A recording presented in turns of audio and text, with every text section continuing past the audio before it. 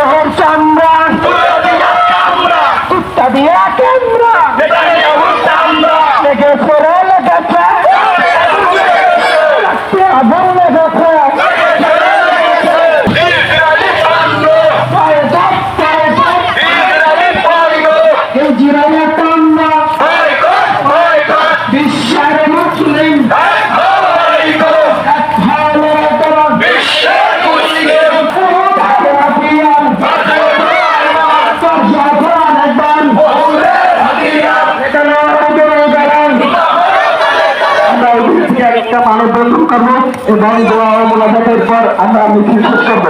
আমরা ব্যানার সামনে রেখে পিছিয়ে থাকি, একটা মানববন্ধন করবো, তারপরে মিছিল শেষ করবো। মানববন্ধন শেষে আমরা সবাই দোয়া করে দেবো।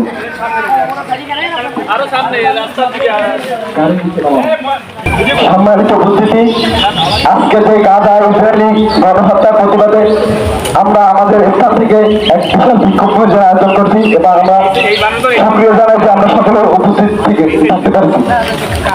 তো আমরা এই মিছিল থেকে এটা শিক্ষা গ্রহণ করবো যে ইসরায়েলি কোনো পণ্য আমাদের বাংলাদেশে চলতে পারে না। ঠিক বলো, কোনো পণ্য আমাদের বাংলাদেশে চলতে পারে না।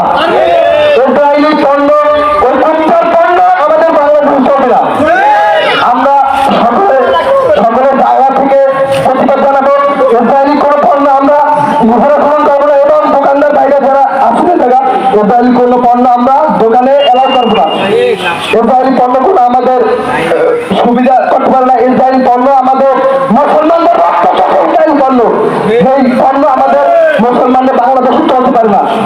এবং আমাদের সম্মুখের একটি সংক্ষিপ্ত বক্তব্য রাখেন মোহাম্মদ হায়দার আলী হালদার।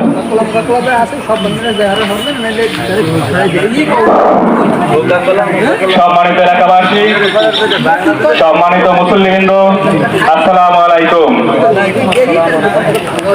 আমরা জুমার নামাজ শেষে এই মসজিদের সম্মুখ থেকে দাশেরাত বন্দর হয়ে আবার আমাদের এই মসজিদ রাবেতা আল আলম জামে মসজিদের সম্মুখে উপস্থিত হয়েছি।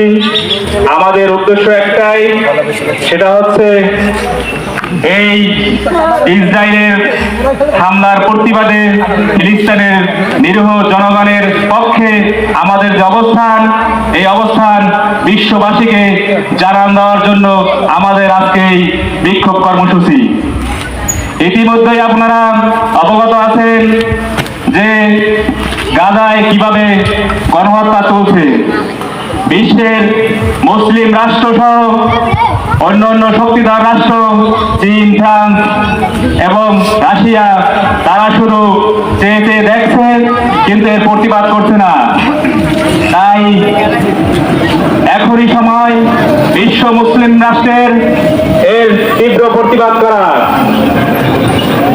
আমি বাংলাদেশ সহ বিশ্বের মুসলিম রাষ্ট্রের সরকার প্রধানদের উদ্দেশ্যে বলতে চাই যে আপনারা এই গাজার গণহত্যার বিপক্ষে, গণহত্যা যারা করতেছে তাদের বিপক্ষে অবস্থান নিয়ে, গাজাবাসীর পক্ষে অবস্থান নিয়ে এর প্রতিবাদ করুন।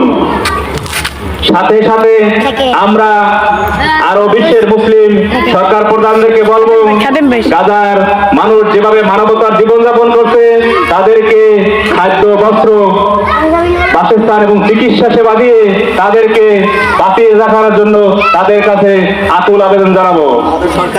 পাশাপাশি বাংলাদেশ সরকারের যারা দায়িত্বে আছেন তাদেরকেও আহ্বান জানাবো যাতে তারা কূটনৈতিকভাবে একটি আলোচনার মাধ্যমে গাজার পক্ষে অবস্থান নিয়ে বিশ্বের মুসলিম রাষ্ট্রকে জানান দেয় যাতে আমরা বাংলাদেশও গাজাবাসীর পক্ষে আছি। আমি আপনাদের মাধ্যমে বিশ্ববাসীকে জানাতে চাই যে এক মুসলিম আর এক মুসলিমের ভাই। আমরা শুধু মুসলিম ভাই ভাই মুখে বললেই হবে না, এখনই সময় এর প্রতিবাদ করার। তাই আমরা সরকারের কাছে আহ্বান জানাবো বাংলাদেশ থেকে যেন এর তীব্র প্রতিবাদ জানানো হয় এবং প্রয়োজন হলে এখান থেকে সৈন্য দিয়ে হলেও তাদের গাজার পক্ষে বাংলাদেশের অবস্থান জানান দেয়। আমি আপনাদেরকে এখান থেকে আরো বলবো, আমরা যারা ইসরায়েলি পণ্য বাজার থেকে কেনাকাটা করি আমরা অনেকেই জানি না যে এই পণ্যটা কি বাংলাদেশি পণ্য নাকি ইসরায়েলি পণ্য। আমরা নিজেরা যারা জানে তাদের কাছ থেকে জেনে নিয়ে এইসব পণ্য ব্যবহার বন্ধ করি। এর বিকল্প পণ্য বাংলাদেশে অনেক আছে। তাই এই বিকল্প পণ্য ব্যবহারের জন্য সকল ভাইদেরকে অনুরোধ জানাবো এবং পাশাপাশি দোকানদারকে বলবো দোকানদাররা যেন ইসরায়েলি পণ্য যেমন 7up, মেরিন্ডা, কোকা-কোলা, ফান্টা এই ধরনের পণ্য সহ হুইল, এলাচ, বাটা এই ধরনের পণ্য, পণ, ডাব, সাবান এই ধরনের পণ্য যেন আমাদের বাংলাদেশের কোনো দোকানে বিক্রয় না করা হয়। তাই এখন দুপুরবেলা আপনাদের আর মূল্যবান সময় নষ্ট করতে চাই না। আমি আমার এই আলোচনা এখানেই শেষ করছি। আল্লাহ হাফেজ। বাংলাদেশ জিন্দাবাদ, ফিলিস্তিন জিন্দাবাদ। এখন আলোচনা করবেন মোহাম্মদ জারি হোসেন।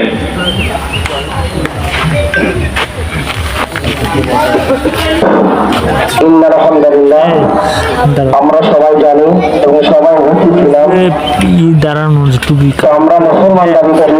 ওই পতাকা সাদা বলা বসে গেছে, তারপরে কথা বলতেছি যে আমরা মুসলমান দাবি করি, কিন্তু আমরা ওই মুসলমান বলে গেছি যে আমরা ওই শাহজালাল রহমতুল্লাহ আলাইহির উত্তরসূরি।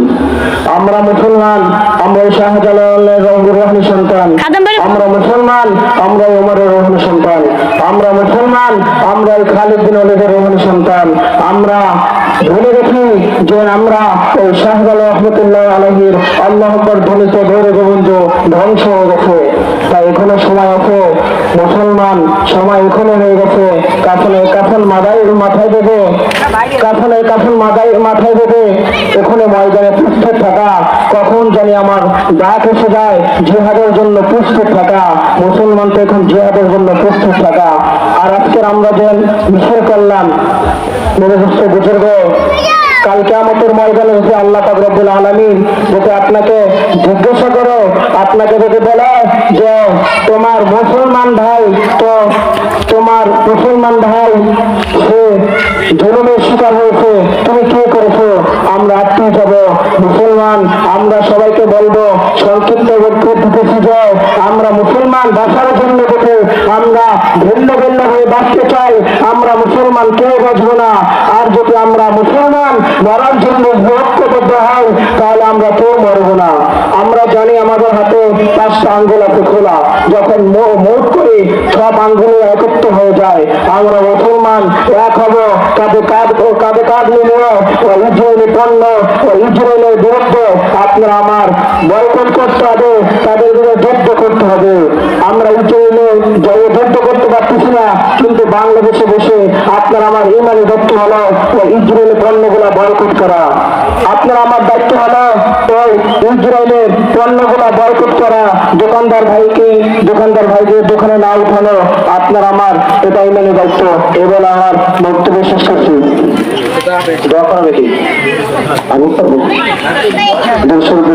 اللهم صل على سيدنا نبينا شيخنا حبيبنا مولانا محمد صلى الله عليه وعلى اله وصحبه وسلم. সবাই আস্তাগফিরুল্লাহ রাব্বি মিন কুল্লি জামবি ওয়া আতুবু ইলাইহি লা হাওলা ওয়া লা কুওয়াতা ইল্লা বিল্লাহিল আলিয়্যিল আযীম। আপনি করেন ভালো হয়। اللهم آمين. ربنا هب لنا من ازواجنا ومن ذريتنا قرة أعين واجعلنا للمتقين إماما. أو رب العالمين كتبين سنر ملك الله وجميل ملك الله আল্লাহ তুমি তো দেখেছো তোমার আসমানের নিচে আল্লাহ তোমার মুসলমান ভাইদের জন্য আল্লাহ তোমার দরবারে দুহাত তুললাম। আল্লাহ আমাদের এই সমাবেশ, আমাদের মিছিল, আমাদের বিক্ষোভ মিছিলকে আপনি কবুল করে নেন। আর আপনি কারণ আল্লাহ যাদের থেকে এই বিক্ষোভ মিছিল আল্লাহ যারা সহযোগিতা করেছে, যারা এখানে সকলে উপস্থিত হয়েছে আল্লাহ সকলকে কাল কিয়ামতের ময়দানে এই বিক্ষোভ মিছিল নাজাতের উসিলা হিসেবে কবুল করে নাও। আল্লাহ আমাদের সকলকে ইসরায়েল পণ্য বয়কট করার তৌফিক দিয়ে দেন। আর রব্বে কারীম আল্লাহ আমাদেরকে দিনের জন্য কবুল করে নেন। আল্লাহ জিহাদের যখন ডাক আসবে ওই শহীদের কাতারে প্রথম জন আমাদের নাম লেখা থাকে বলে আমিন। আর রব্বে কারীম আল্লাহ আমাদেরকে মৃত্যুর সময় ওই জবানে কালিমা জারি করেন, কালিমায়ে লা ইলাহা ইল্লাল্লাহু মুহাম্মাদুর রাসূলুল্লাহ।